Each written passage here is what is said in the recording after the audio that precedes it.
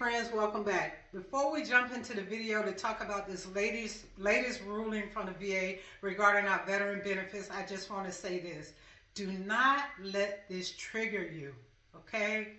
Take a deep breath, get calm, don't freak out, right? This ruling does not mean that your, benefits are going to stop tomorrow. Your paycheck, is not going to get deposited. It doesn't mean any of that. So do not let this trigger you. And one last thing, above anything else, please do not stop taking any medication that you may currently have to help you with your disability based off of this freaking ruling that the VA just dropped. So with that, let's just get into it.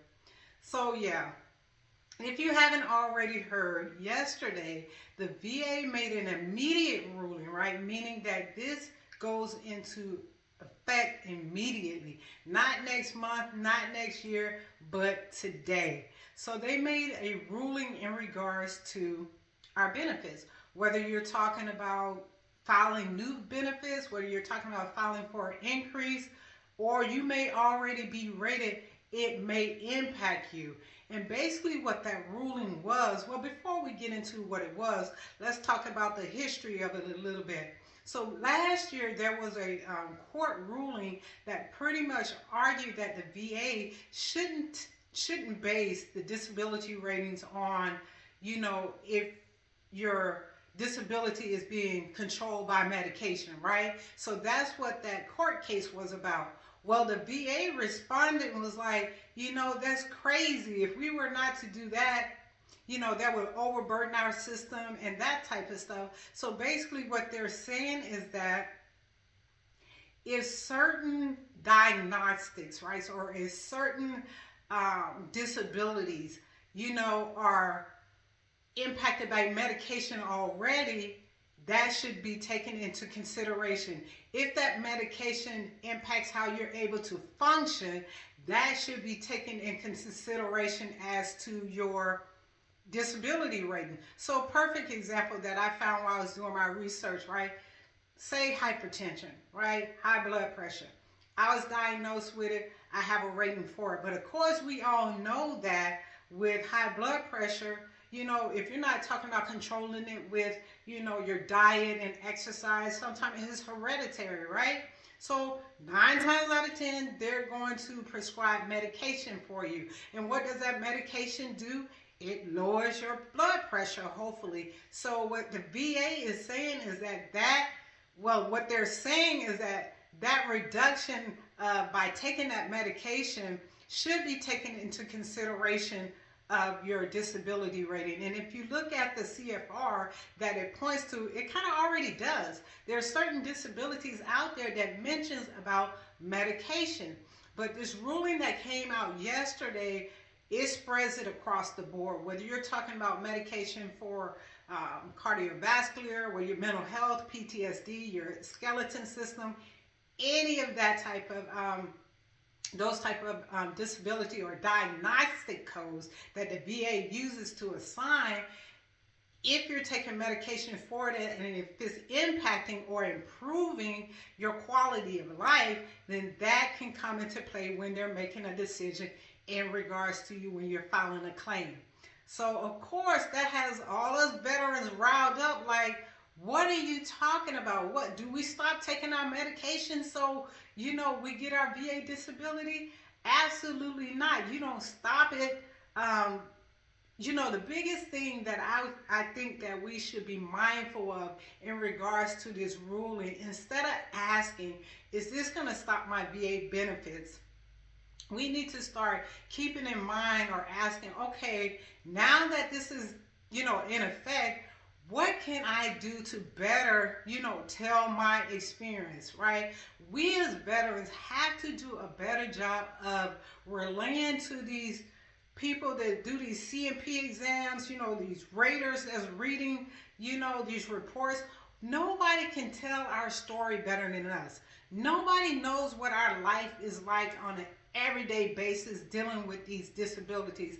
And as you probably already heard, and I definitely agree, as we know, not all wounds are visible, right? We're dealing with things internal. You can't see, right? So someone looking at me, on the outside physically might say, oh, she's healthy, she's in shape, this and this and that.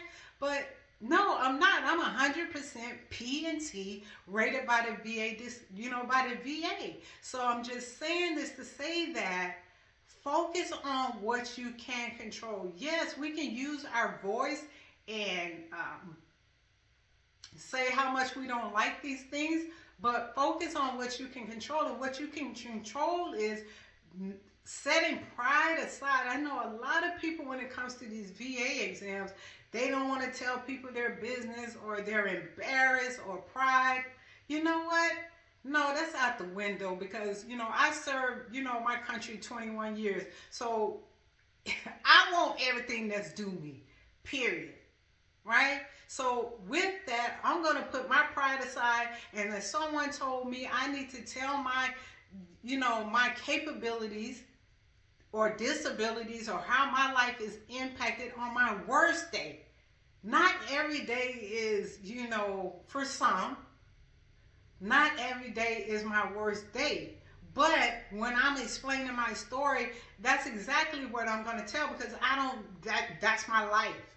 That's my life, and I encourage you to do that as well. So I just say all of that to say, and I'm going to get into a little bit more about what it's talking about here with this new ruling, is that don't freak out, right?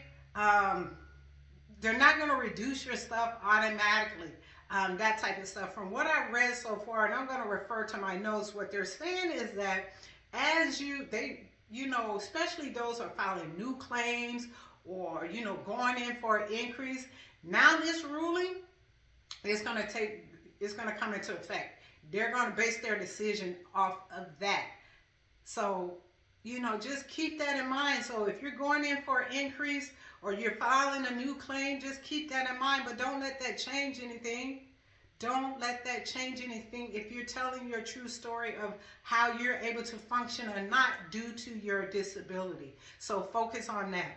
So just real quick, I'm just going to refer to my notes a little bit. Yeah, so as I mentioned, it just talked about, last year there was a Court of Appeal, that case that, basically was saying that medication should not be taken into consideration. Well, the ruling that, happened yesterday, I think it was, is the answer to that. And I also mentioned here, and I'm looking at it's an interim final ruling.